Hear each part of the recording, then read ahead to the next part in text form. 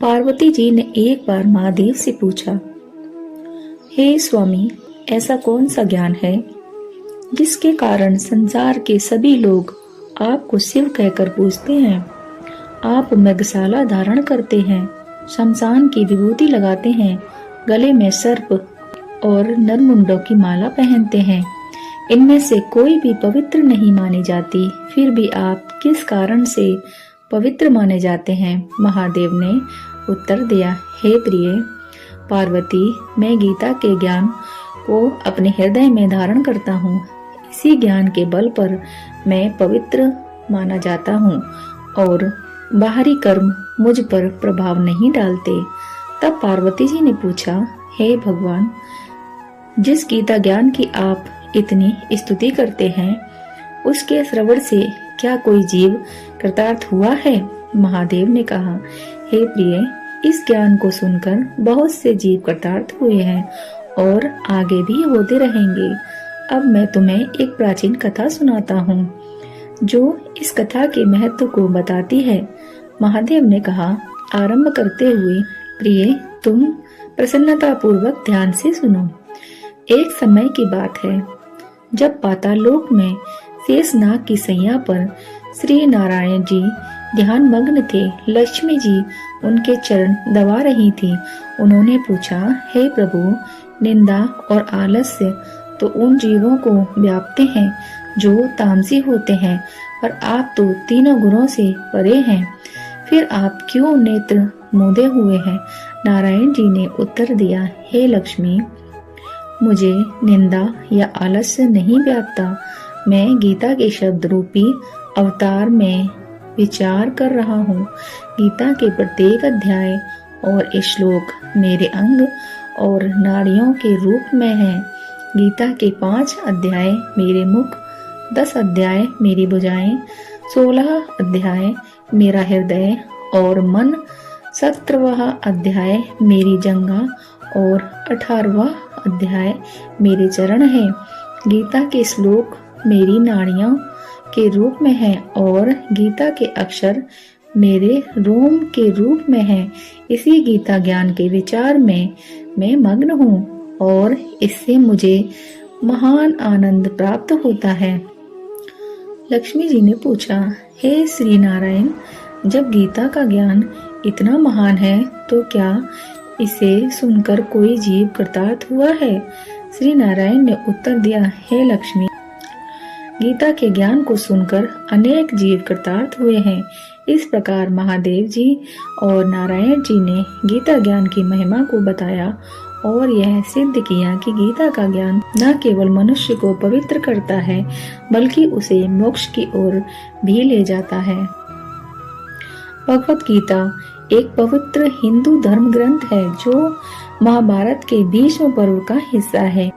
इसे महाभारत के युद्ध के दौरान भगवान श्री कृष्ण और अर्जुन के बीच संवाद के रूप में प्रस्तुत किया गया है। भगवत गीता में कुल 700 श्लोक हैं, जिनमें जीवन के विभिन्न पहलुओं जैसे कर्तव्य, धर्म, कर्म, भक्ति और ज्ञान पर विचार प्रस्तुत किए गए हैं।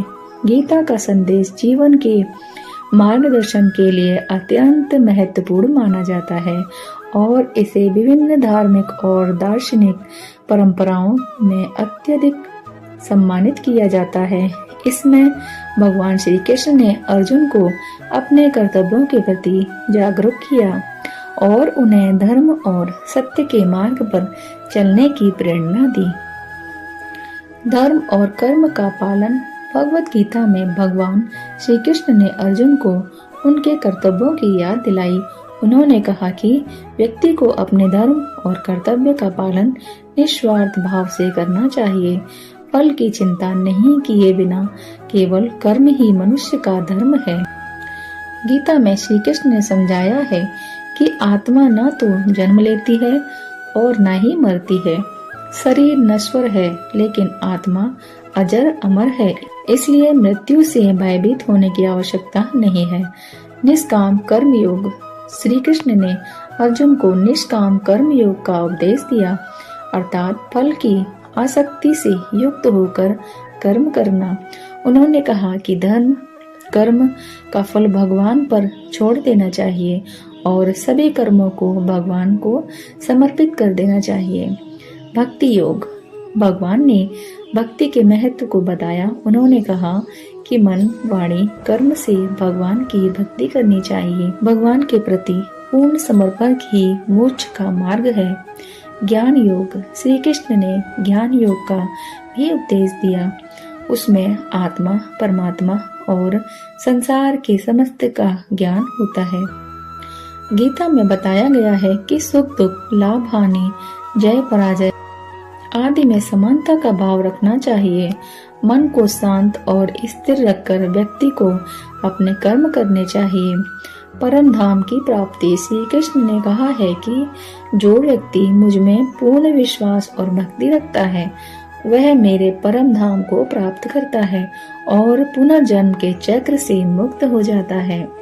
माया और ईश्वर का स्वरूप। गीता में माया को भगवान की शक्ति बताया गया है। मोक्ष का मार्ग। श्री कृष्ण ने अर्जुन को बताया कि मोक्ष प्राप्ति का मार्ग भक्ति, ज्ञान, कर्म का संतुलित पालन करना है। जब व्यक्ति अहंकार, इच्छाओं और आसक्तियों से मुक्त हो जाता है तब वह मोक्ष को प्राप्त कर सकता है। निष्कर्म।